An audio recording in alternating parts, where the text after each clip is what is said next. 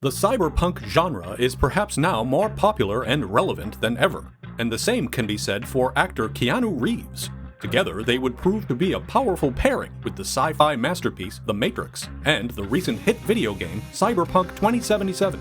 However, that was not the case in 1995, when Johnny Mnemonic was released to confounded and indifferent audiences.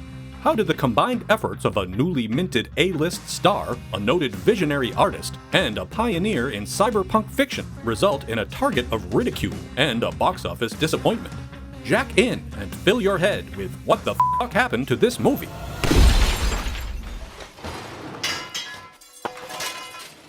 The cyberpunk subgenre of science fiction can be broadly characterized with the theme of high-tech and low life, and it typically involves futuristic dystopian societies, advanced science and technology, body enhancements, dominant corporations, and sharp class disparity. Its origins and influences can be traced back to the works of authors like Harlan Ellison, Michael Moorcock, and J.G. Ballard, and, of course, Philip K. Dick, whose stories have been adapted into movies like Total Recall, Minority Report, and what many see as the quintessential cyberpunk movie, Blade Runner. But William Gibson is probably the name most commonly associated with cyberpunk. Gibson is credited with coining the term cyberspace long before the world was connected through fiber optic and wireless networks, and his award-winning 1984 novel Neuromancer is considered a defining example of the genre, inspiring a generation of writers and artists.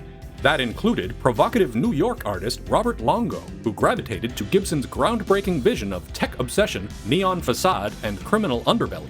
Longo personally reached out to the writer, only to discover Gibson was also familiar with his work, and the mutual appreciation quickly evolved into friendship. Longo had directed music videos for bands like New Order, R.E.M., and Megadeth, and made a short film called Arena Brains, featuring Ray Liotta, Eric Bogosian, and Steve Buscemi, and he was eager to shift into directing feature-length films. The Arena Brains producer was willing to finance a feature for under $2 million, and Longo decided on adapting William Gibson's early short story, Johnny Mnemonic, with the author handing Longo the film rights in exchange for an original drawing. Longo's initial plan for Johnny Mnemonic was an avant-garde black-and-white film noir with the vibe of material like Jean-Luc Godard's Alphaville and the Orson Welles classic Touch of Evil. But by 1990, that version of the project had collapsed. In the subsequent search for alternate funding, Longo and Gibson swiftly discovered that film companies didn't have much interest in trivial productions for $1.5 million, but only larger budgets of at least 10 times that figure. Around that time, Longo had also entered the orbit of super producer Joel Silver, who learned of the artist's directing desires. Silver was interested in producing Johnny Mnemonic, and got the project set up with independent studio Carolco Pictures, and Longo was given a sort of audition by directing an episode of the Silver-produced HBO anthology series Tales from the Crypt. Carolco hired William Gibson himself to perform rewrites for what was then anticipated to be a $15 million production.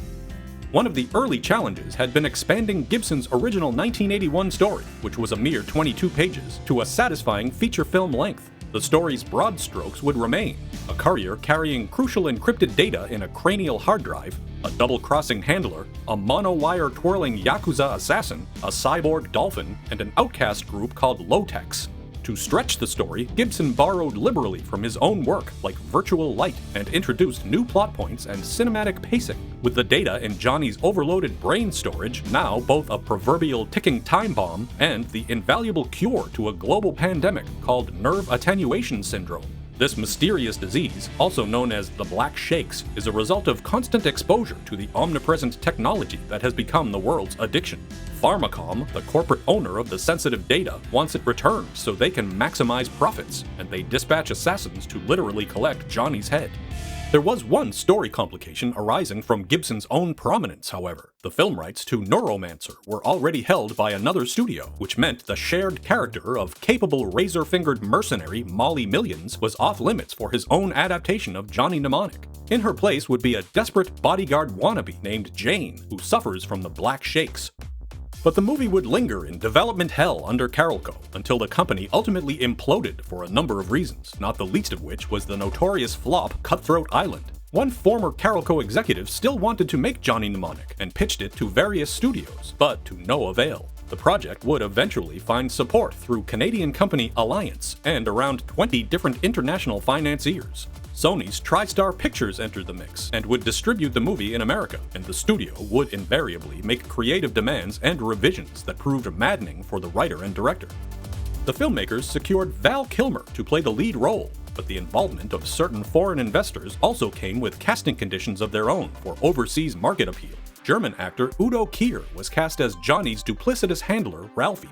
Japanese superstar Beat Takeshi Kitano would play the corporate Yakuza kingpin, even getting additional scenes specific to the movie's release in Japan.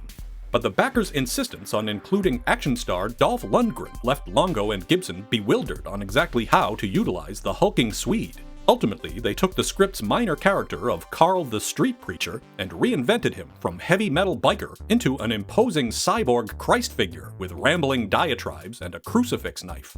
Hardcore punk rock frontman Henry Rollins, who admitted he had no interest in science fiction but was a fan of Longo's art, joined as flesh mechanic Spider.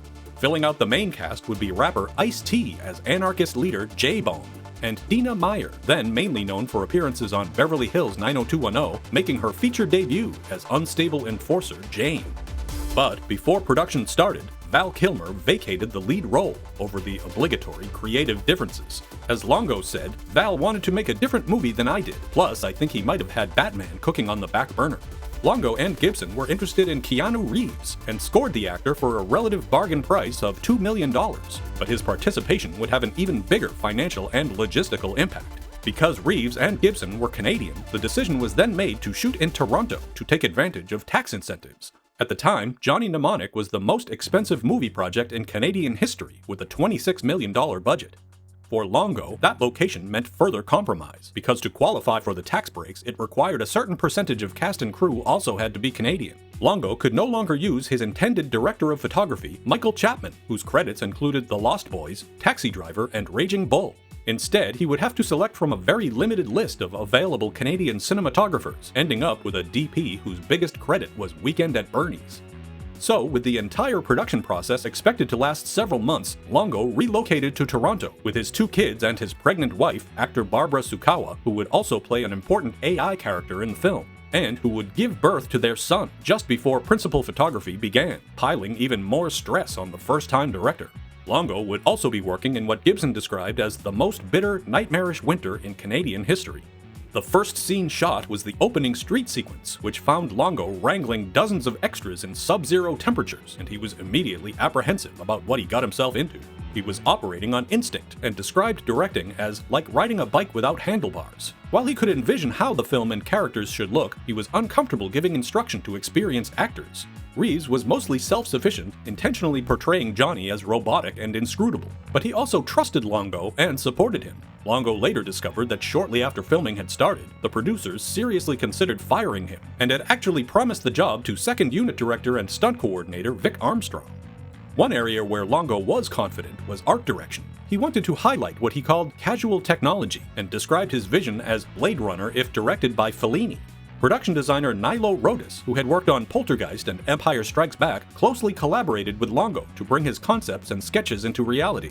Together, they had to fabricate future Newark, New Jersey, and Beijing, China. But the movie's showpiece was Heaven, the enormous headquarters of the low-tech gorillas and their cyborg dolphin colleague. The gigantic construction, suspended 15 feet above the floor of a Toronto warehouse, cost over $3.5 million alone. Gibson said the first time he stepped onto the massive set and witnessed his imagination made real, he was rendered speechless for hours. Because Longo and Gibson were both making their feature debut, they were viewed as unpredictable by the producers and financiers. As Longo put it, going from the art world to Hollywood is like trying to transfer to a college that doesn't accept your credits. Their creative control was continually challenged, and the script was constantly a point of contention even as cameras rolled. Longo wrestled with executives and his own DP over artistic choices. Even for something as seemingly innocuous as a tilted camera angle, the director would have to adjust the camera himself during lunch and immediately call action after break ended before it could be changed back. The studio suits had insisted on a final Terminator-style resurrection of Lundgren's crispy cyborg, but Longo refused and instead shot a gag that somehow appeased the executives. The creative struggle of battling cliches in what Longo called making art by committee was compounded by juggling the frantic filming schedule with the exhaustion of new fatherhood and the overwhelming pressures of being ultimately held responsible for all aspects of the production. Johnny's tirade under the low-tech bridge was even born of Longo's ongoing frustrations. The rant was a late addition that Gibson wrote the night before at the request of the director, who felt the protagonist should be similarly agitated by his predicament, and it resulted in one of the movie's most memorable scenes. I want room service! During production, Longo had also taken to stress eating and gained over 30 pounds, but the leading man went in the opposite direction. As the movie was mostly shot in order, Reeves began severely limiting his calorie intake, so Johnny would appear physically ill over the course of the movie from the data corruption in his head. A reshoot done later to add a new opening scene proved fortuitous, as the actor had returned to a healthy physique, further highlighting the contrast to Johnny's final slender frame. Getting through principal photography was not nearly the end of the agony for Longo and Gibson. As Johnny Mnemonic had barely entered post-production, Keanu Reeves suddenly became a major movie star when Speed hit theaters and reached blockbuster status with breathtaking velocity. With Reeves instantly catapulted onto the A-list, TriStar thought they had another potential blockbuster on their hands. The studio had dollar signs in their eyes, and they also had a hole in their schedule. Production on their big planned summer release, the Julia Roberts Jekyll and Hyde thriller Mary Riley, was a complete disaster and needed to be delayed. Johnny Mnemonic had originally been set as a smaller February release, but it would instead be shifted to the higher profile and potentially lucrative Memorial Day weekend. Even after all the previous creative concessions Gibson and Longo had made, the material they wrote and filmed was about to change dramatically as the studio took control of the edit. The versions that had been done by David Cronenberg's longtime editor Ron Sanders were dragged to the recycle bin. The studio wanted less dialogue and more stunts, and slashed around 30 minutes of narrative cohesion to accelerate the tempo. The edges were filed off Reeves' nihilistic character in an attempt to make him more likable.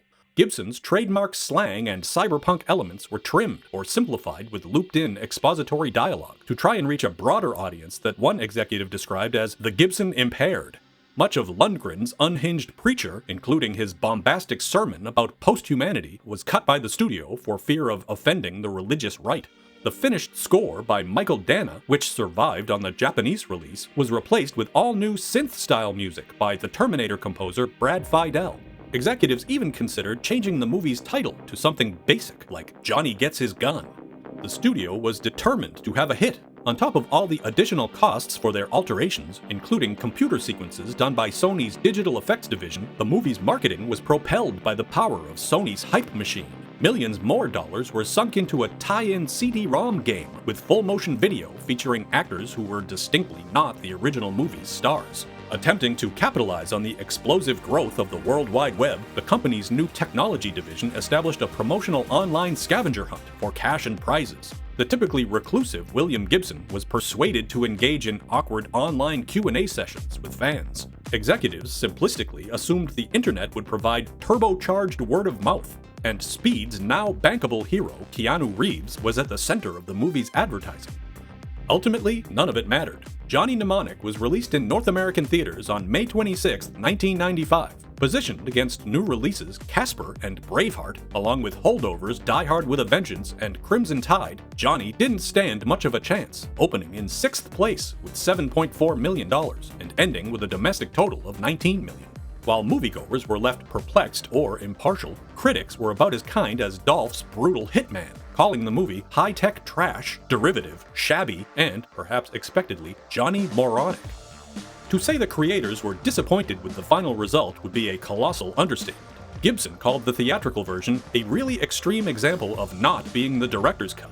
He describes their original vision as an ironic fable of the information age that was also intended as a broadly comic homage to all the good bits in bad science fiction movies. Gibson said, quote, "The film that was released bears almost no resemblance to the film we shot. Imagine David Lynch's Blue Velvet recut by the distributor in an attempt to make a more accessible mainstream film." Gibson even published his original screenplay because he wanted to explicitly demonstrate the differences between what he and Longo wrote and filmed versus what the studio actually released. Longo simply described the studio decision-makers as complete idiots and called the entire process torturous, along with other adjectives like unsettling, corrupt, and devastating. Unsurprisingly, he has not directed another feature since, and he claimed the experience gave him PTSD that caused creative and financial difficulty in returning to the art world he had temporarily departed. Despite all that, Longo described his collaboration with Gibson and Reeves as very rich, and they still remain friends, recently reuniting virtually to discuss Longo's black and white update of the movie. Yes, even after all the trauma, Longo decided to revisit Johnny Mnemonic 25 years later, first ripping a Blu-ray copy and converting it to black and white as he originally envisioned. Eventually, Sony provided high-resolution footage for Longo and a colorist to professionally grade into black and white, followed by festival screenings in 2021 and a release on Blu-ray and iTunes. While Longo says the movie itself is only about 60% of what he originally wanted, the black and white version serves as a redemption of the aesthetic he aimed for in the beginning, a scrappy $1 million art film with grunge and attitude and computer graphics that look intentionally stylized rather than dated. He has no plans to revisit the movie further, so while the extended Japanese cut can be found on various foreign DVD releases, a legitimate director's cut of Johnny Mnemonic will likely remain a cyber fantasy. The influence of William Gibson can still be found in countless movies and shows and other art forms, but besides Johnny Mnemonic, only his stories New Rose Hotel and The Peripheral have actually ever been adapted, leaving the iconic Neuromancer as yet unrealized in live action. According to the filmmakers, Johnny Mnemonic did eventually turn a profit thanks to international and home video releases, but the common perception is that the movie was a bomb and something of a punchline. But is that justified? The movie has certainly developed a cult following over the years, and in many ways was eerily prescient, taking place in the year 2021 during the middle of a global pandemic. Sure, the 320GB storage capacity now seems quaint, but technology obsession, data significance, class disparity, information warfare, and profiteering megacorporations are all very much part of modern life. 1995 was a big year for movies with elements of cyberpunk and dangerous tech, but few had the compelling world-building, oddball cast, creative pedigree, and longevity of Johnny Mnemonic.